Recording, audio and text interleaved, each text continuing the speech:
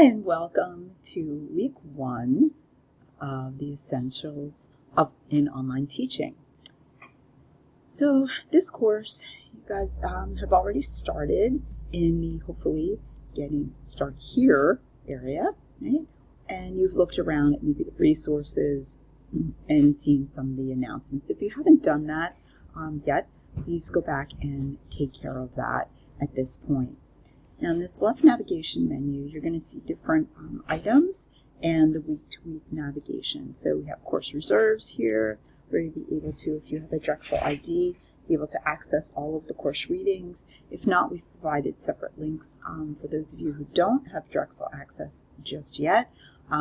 If you have trouble finding those, please email Fran or me. And then again, our week-to-week, week 1 through week 5, which includes a course wrap-up. We have our discussion board, right, where you'll find a variety of conversations, and also the Q&A forum where you can post any questions that you have.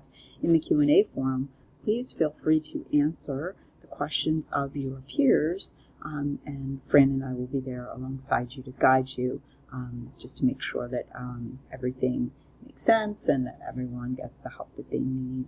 Here's where we're going to be able to access Blackboard Collaborate. We can use Collaborate for web conferencing and things like that. You will have an area where you'll be able to see your scores, right? You'll see check marks for the things that you've completed. So please take a look at that. So let's dive into week 1, shall we? So week 1, right, will be focused on the nature of online students. So what type of students do we have, and what type of things will they do when they're in an online course? The differences between online and face-to-face environments, right, which is typically the difference between synchronous and asynchronous activity. That's really how we think of it. Because some online courses can be synchronous and very similar to what happens in a face-to-face classroom, especially with the advances in web conferencing, so you can actually see everyone's face and get a sense of their actions and reactions during a conversation, right? We're diving into some online pedagogy. Obviously, the field of online pedagogy is much more broad than we could even address in this 5 weeks if we spent all 5 weeks on that, but it will give you the beginnings of online pedagogy to begin to understand what that all means. And monitoring student resource needs. In other words, what do your students need and when, right?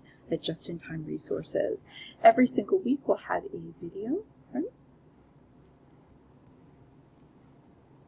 In every week. And this just welcomes you to the course overall and your new faculty or your faculty orientation to online. Every week you will have a list of learning objectives after the topics, an overview, topics, learning objectives, and a task list, which are the things you should get done within that week. If you're struggling getting the deliverables in during that week time, please let Fran and I know, and we'll be more than happy to work with you. Right? So if you look in through week 1, you have a variety of resources and a variety of activities and readings. These articles we have used over time and find them very helpful, and hopefully you will find them helpful too. If you find any additional readings during your time in the course that you may want to share with us, please feel free to do so. And you can post those in the Q&A area if you like. Here's a video that was made from Drexel faculty with lessons learned from teaching online, right? So there's tips and tidbits from your colleagues who've done this before, right? Here's our week 1 discussion board, and it talks about the online experience, right? So go ahead and post your thoughts there. We have a practice activity. When you click in this folder, we'll look at some of the resources in there for the practice activity, and an online quiz, right? So a quiz about your online students and some of the issues and some of the challenges you may have with them, and some of the ways that you can answer those challenges. So please be sure to take that quiz. This link lets you navigate to week 2 while you're still in week 1. So let's take a look at this practice exercise in here. Okay, so here is a video overview of Drexel's Health and Wellness Center. That's what the practice activity will be based on. Practice overview. This is an overview of the tool called Practice, and you can watch a video. It gives you a brief overview of practice and then what practice does, how it helps you. Practice is basically a video simulation, right? So it allows people engaging with the video to also provide feedback on the video, to extend the video, as well as give feedback to their colleagues and peers after viewing their video responses. If you have any questions about anything in the practice activity, please post to the Q&A and we will be happy to assist you. To get into the practice activity, you will click here. Now, if I click in, my interface looks different because I am faculty for this course, but your interface you will be able to see where you can record your response, where you then would review your response, click submit for that response, and then have your peers in the course be able to give you written feedback on your response to the particular scenario that you will be engaging with. Right?